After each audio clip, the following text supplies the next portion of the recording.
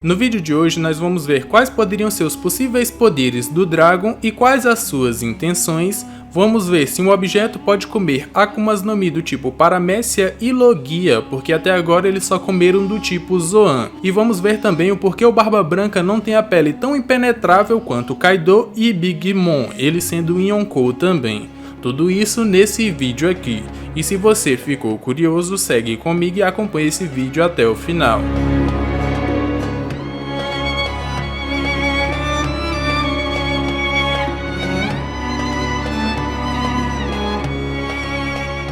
Fala galera, meu nome é Lucas. No vídeo de hoje eu vou responder algumas perguntas que vocês mandaram no post lá na comunidade do canal. E lá já tem um novo post para vocês mandarem mais perguntas para o próximo Sogeking Responde. Se você mandou sua pergunta e acha que eu ainda não respondi, dá uma olhada nessa playlist que tá no card aqui em cima que eu já posso ter respondido. E se ainda não, continua mandando que eu respondo nos próximos vídeos. Me sigam nas outras redes sociais aqui do canal que eu tô batendo um papo legal com vocês por lá. E se você gostar desse vídeo, já deixa aquele likezão pra dar aquela fortalecida. Agora, sem mais enrolação, bora pro vídeo. João Antônio perguntou, se a Vivi tivesse ido com os Mugiwaras desde Alabasta, qual seria sua recompensa atual e os seus upgrades? Bom mano, como eu sempre falo aqui no canal, o Luffy não cobra que os seus membros se tornem fortes para navegar com ele. Na verdade ele cobra isso de si mesmo, se tornando mais forte para protegê-los. E por que eu tô dizendo isso? Porque é difícil pensar em um upgrade ali para a princesa Vivi, vendo que suas habilidades são básicas. Mas se eu fosse pensar em alguma coisa, seria no domínio melhor das suas argolas giratórias, para ela conseguir utilizar de uma maneira mais ofensiva e até defensivamente também, para se proteger em meio às batalhas. Agora, uma recompensa que eu poderia dar para ela seria algo em torno de 40 a 50 milhões de beris, já que a Nami tem 66 milhões, então eu não vejo que a recompensa da Vivi seria um pouco maior que a da Nami não, eu acho que seria um pouco menor. E por que a princesa Vivi navegaria com os Mugiwaras? Isso ainda tem chance de acontecer, eu falei sobre isso num vídeo que eu vou deixar no card aqui em cima para vocês. Henrique perguntou, após a queda do governo mundial, o mundo entrará em paz. Seguindo esse pensamento, qual seria a conclusão que o Oda daria para vilões e outros personagens de mau caráter que sobreviveriam após a guerra final? Pois eles poderiam causar problemas pelo mundo, tipo o Crocodile do Flamingo e o Kid. Ficariam livres, iriam para uma nova Impel Down ou outra coisa? Bom mano, o mundo de One Piece é muito baseado no nosso mundo e por mais que a gente viva em paz, acontecem muitas coisas ruins, como por exemplo, países brigam uns com os outros, tem muita criminalidade e pessoas morrendo, então a nossa paz não é uma paz muito sadia, não é uma paz utópica. E no mundo de One Piece não seria uma paz utópica também, que no caso, as pessoas ruins acabariam e ficaria só as pessoas boas em um mundo de felicidade. Isso não vai acontecer.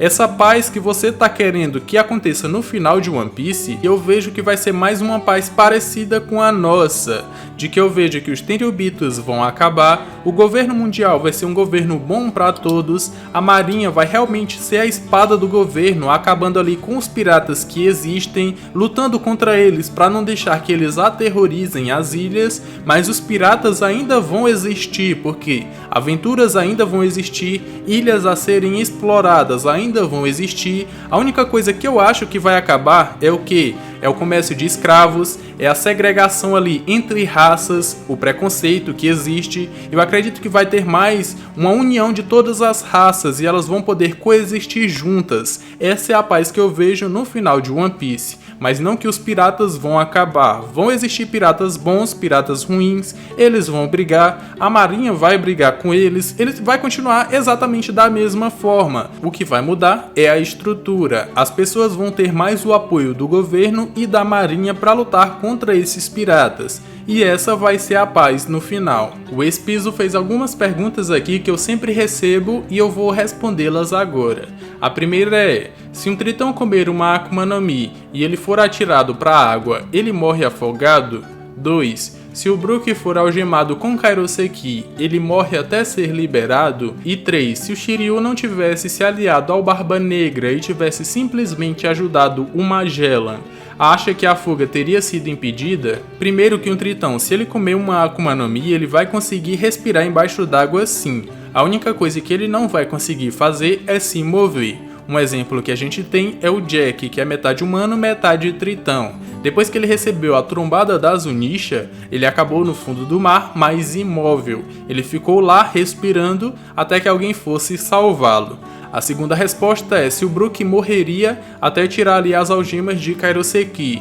E não, eu acredito que não, porque o objetivo da sua Akuma no Mi é trazer ele de volta à vida uma vez. A Akuma no Mi cumpriu seu propósito e ele tá vivo. Se ele tivesse ali com algemas de Kairoseki, ele continuaria vivo e o que ele não conseguiria fazer é tirar sua alma de dentro do seu corpo, que é uma das características ali da sua Akuma no Mi.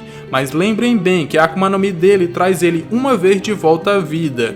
Se a alma dele tivesse encontrado o seu corpo ainda com carne e osso, ele seria um humano normal. Mas como ela encontrou ali só esqueleto, ela acabou voltando com o esqueleto mesmo. Agora, se o Shiryu tivesse realmente ajudado o Magellan, eles teriam impedido sim a fuga de Impel Down. Até porque o Magellan derrotou todos do bando do Barba Negra, inclusive ele, e teria prendido todos eles se o Shiryu não tivesse dado o antídoto para eles e não tivesse aliado com eles ali.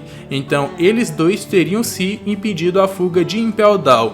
E pode ser que até o Luffy não teria conseguido fugir. Marcos Vinícius perguntou: você acha que o Zoro vai ter um grande feito em Wano, como deixar uma cicatriz profunda no Kaido com a mesma espada do Oden? Para responder essa pergunta, a gente tem que ir mais a fundo na consciência do próprio Luffy do que do Zoro, porque a gente sabe que o maior inimigo dele é o Kaido e não qualquer outro personagem.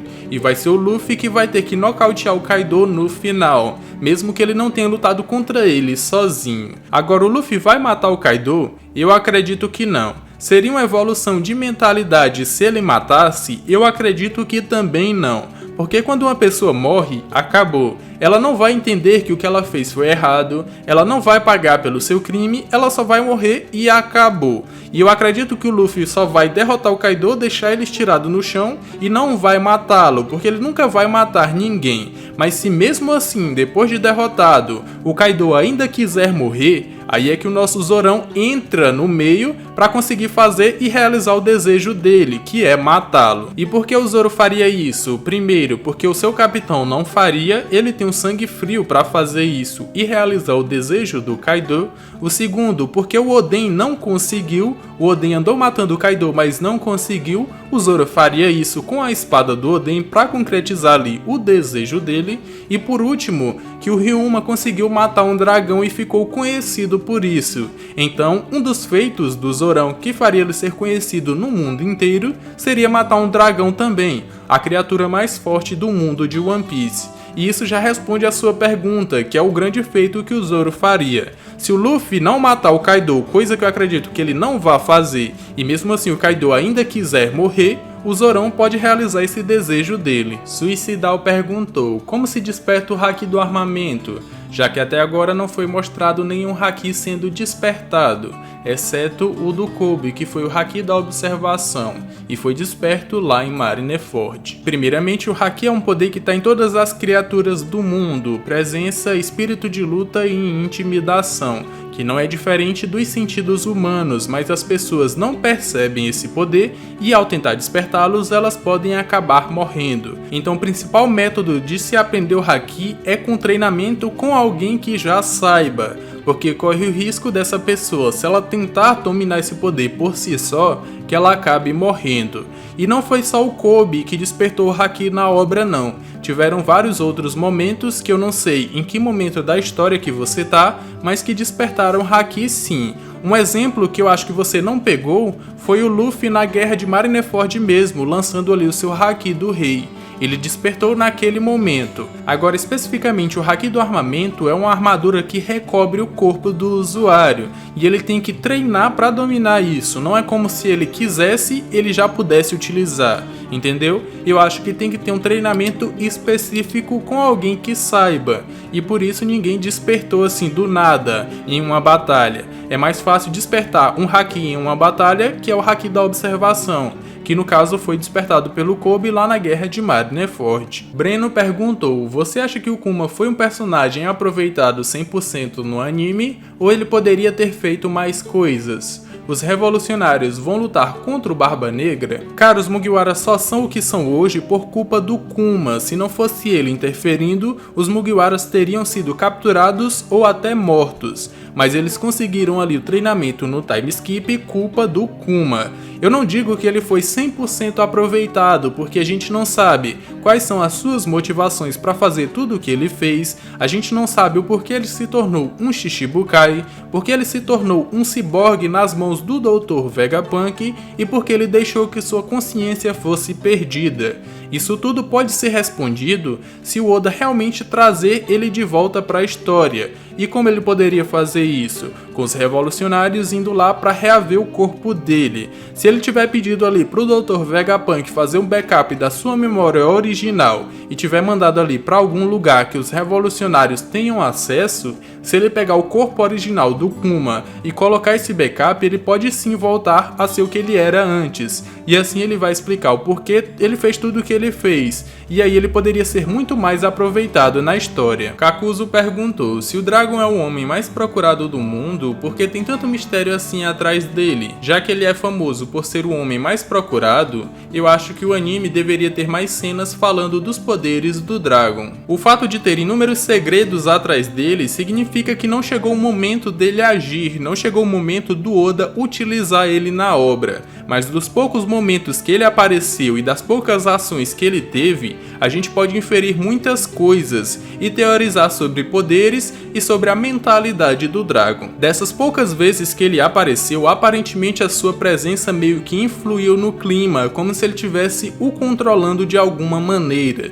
E isso faz a gente pensar que ele possa ter comido a Kazekaze no Mi, a Logia do Vento, e por isso ele pode criar correntes de tempestades e até fazer realmente tempestades, e ele pode ter utilizado isso para descer aquele raio que salvou o Luffy de ser executado pelo Bug, ou então também de uma corrente de ar que ele pode ter lançado lá no Terminal Cinza em chamas para salvar todo mundo lá de dentro. Então a gente já tem um ponto: quais são seus poderes? Pode ser que ele tenha a Kazekaze no Mi. E quais as suas motivações? A gente sabe que o Garp sempre foi um marinheiro que obrigava o Luffy a seguir pelo mesmo caminho, mas o Luffy nunca quis. Pode ser que o Dragon tenha realmente seguido o mesmo exemplo do Garp, e ao entrar na marinha, ele viu ali todas as injustiças que o governo e a marinha causam com inúmeras ilhas, e por isso ele meio que deserdou, criou o exército revolucionário para lutar contra esses dois poderes, para meio que tornar o mundo um lugar melhor. Pode ser que tenha sido isso. Então a gente já tem muita informação do Dragon, mas vai ser revelado mais na frente pelo próprio Oda, quando ele realmente entrar em ação. Valdeir Moura perguntou: se uma espada comer um Akuma no Mi do tipo Logia, a pessoa que controla essa espada também vai se tornar intangível? Essa pergunta é muito boa porque me faz pensar se objetos podem comer outro tipo de Akuma no Mi que não sejam as Zoans. Porque se a gente pensar bem, dos 3 tipos de Akuma no Mi que existe, Zoan, Logia e Paramécia, as únicas que aparentemente teriam uma consciência seriam as Zoans, porque a base para elas são os animais. Então os animais que foram utilizados como base para a criação das Zoans, é como se a mente dele ou a consciência deles estivessem contidos dentro da Akuma no Mi, que é controlada pela pessoa quando essa pessoa come. Mas quando é comido por objetos, é como se só a consciência do animal dominasse, e por isso ele consegue controlar as suas funções. Agora, se uma Logia, por exemplo, for comida por uma espada, ela não vai ter consciência para saber em qual momento ela tem que se transformar em fogo ou em magma, por exemplo. Ela não vai saber se ela está em magma o tempo todo ou se ela está em espada o tempo todo, e não teria como seu usuário controlar isso, porque o poder não está nele, está na na espada. É o contrário se o poder estivesse nele, aí sim ele poderia controlar se coloca fogo na espada ou não, por exemplo. E é por isso que eu acredito que objetos não podem comer outro tipo de Akuma no Mi que não seja Zoan, porque ela não teria ali uma consciência própria para saber o que ela tem que fazer ou não. Então a sua pergunta não seria válida, porque a Akuma no Mi estaria contida só na espada e não passaria sua intangibilidade para a pessoa. Eloísio perguntou por que o Barba Branca não tinha pele dura feito ferro, assim como Kaido e Big Mom, sendo que ele era o homem mais forte do mundo. Para responder essa pergunta eu tenho duas possibilidades, e a primeira delas é que o Oda ainda não tinha desenvolvido a ideia do que era o Haki naquele momento, no momento em que o Barba Branca estava vivo, e por isso que ele não utilizou, e por isso também que o Barba Branca não tinha a pele tão impenetrável como Kaido e Big Mom, porque a gente sabe que esses dois utilizam o Haki para isso. Eles são tão monstros que utilizam meio que inconscientemente, e eles só podem ser atingidos ou por Ryuo, ou no caso da Big Mom se ela perder ali a consciência dela. No arco de Holy Cake ela caiu de joelhos depois de ter perdido ali o controle e ralou os joelhos, coisa que não teria acontecido se ela tivesse consciente, se ela tivesse controlando ali o seu Haki. Como a gente viu o Barba Branca vivo só na primeira metade da Grand Line, eu acredito que o Oda ainda não tinha desenvolvido esse conceito e por isso que ele não utilizou. Se o Barba Branca realmente tivesse e sua pele fosse impenetrável, ele não teria sofrido tantos danos quanto ele sofreu na guerra. E a segunda possibilidade é de que na verdade a doença do Barba Branca impedia que ele pudesse controlar o seu Haki como ele controlava antes, e como o Kaido e a Big Mom controlam, e por isso a sua pele não era impenetrável. E isso pode até ser verdade, porque a doença do Barba Branca fez com que ele até perdesse ali o momento de reação que ele tem, que uma pessoa não conseguia atingi-lo mesmo pegando ele pelas costas, ele sempre conseguia se esquivar, mas depois que ele perdeu ali meio que os seus equipamentos que mantinham ele vivo, ele perdeu essa capacidade e cada vez se tornou mais fraco, e foi atingido até pelo esquadro na guerra de Marineford. Então eu tenho essas duas possibilidades do porquê a pele do Barba Branca não é igual a do Kaido e da Big Mom. A primeira é que o Oda ainda não tinha desenvolvido essa ideia até chegar a esse ponto, e a segunda era que a doença dele não deixava, até porque ele estava ali sem os equipamentos que mantinham a sua saúde. Bom galera, esse foi o vídeo, espero que tenham gostado, eu respondi várias perguntas e se eu ainda não respondi a sua, não desanima, continua mandando que eu posso responder nos próximos vídeos. Espero que você tenha gostado desse vídeo, se sim, já me recompensa com aquele likezão, e se ainda não for inscrito, já se inscreve aqui para sempre receber os próximos vídeos. Eu tô deixando aí na tela final 2 vídeos que eu acredito que vocês vão gostar. Eu me despeço por aqui, um abraço e valeu!